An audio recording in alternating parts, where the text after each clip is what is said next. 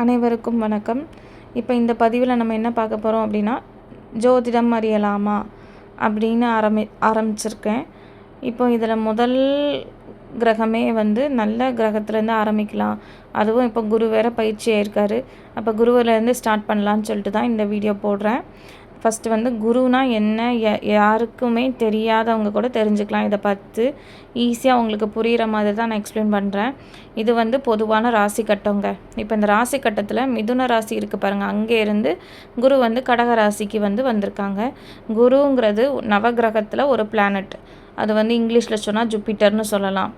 அதே மாதிரி நம்ம கோயிலில் தட்சிணாமூர்த்தி கும்பிடுறோம்ல, அதுக்குன்னு தட்சிணாமூர்த்தியும் இவரும் ஒன்று தானா அப்படின்னு கேட்காதீங்க. ரெண்டு பேரும் வேறு வேறு தான். தட்சிணாமூர்த்திங்கிறது ஞான குரு, இவர் யாருன்னா நவகிரக குரு.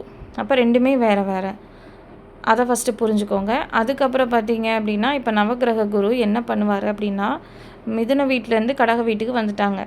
அப்போ அவங்களுக்கு பார்த்திங்கன்னா பார்வை 3 பார்வை உண்டு குருவுக்கு.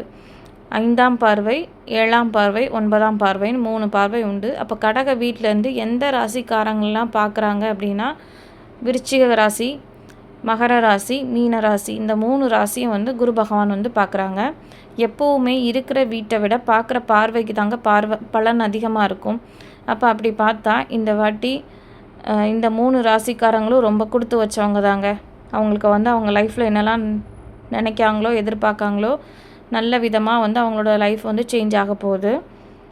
அதுக்கப்புறம் பார்த்திங்கன்னா, குருவோட சில முக்கியமாக உள்ள விஷயங்கள்லாம் நான் உங்களுக்கு சொல்கிறேன். தெரியாதவங்க கூட தெரிஞ்சுக்கோங்க. குரு அப்படின்னா அவர் என்னெல்லாம் பண்ணுவாருன்னு பார்த்திங்கன்னா, இப்போ ஒரு கல்யாணத்துக்கு எடுத்துக்கிட்டிங்கன்னா, வியாழ நோக்கு வந்துட்டா, குரு பார்வை வந்துட்டா அப்படின்னா தாங்க கல்யாண பேச்சே எடுப்பாங்க. அதே மாதிரி குரு பார்வை, அந்த வியாழ நோக்கு வந்தால் தான் கல்யாணமே ஆகும் ஒருத்தங்களுக்கு. அதுக்கப்புறம் பார்த்திங்கன்னா குழந்தை பாக்கியம், குழந்தைய நம்ம குரு தான் சொல்லுவோம். அதுக்கப்புறம் வேறு என்ன சொல்லலாம் அப்படின்னா, கௌரவமான பதவிகள், அந்தஸ்து, நம்ம முப்பாட்டனார், அதுக்கப்புறம் வணங்கத்தக்கவர்கள். இப்போ நம்ம ஸ்கூலுக்கு போனால் நம்ம குருமார் இல்லை டீச்சரை பார்த்தா கையெழுத்து கும்பிடுறோம்ல, அந்த மாதிரி மதிப்பு மிக்கவர்கள்லாம் குருன்னு நம்ம சொல்லலாம். அதுக்கப்புறம் பார்த்திங்கன்னா குருனா இனிப்பு சொல்லலாம். அதுக்கப்புறம் பெருந்தன்மையாக நடந்துக்கிறவங்க.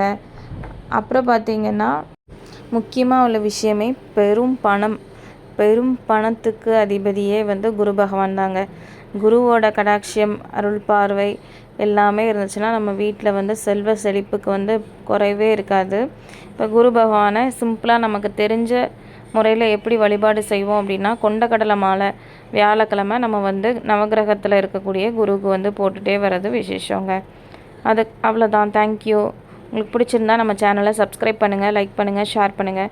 நம்ம இதே மாதிரி இன்னும் இன்ட்ரெஸ்டிங்காக உள்ள விஷயத்தில் நெக்ஸ்ட்டு மீட் பண்ணலாம். பாய்.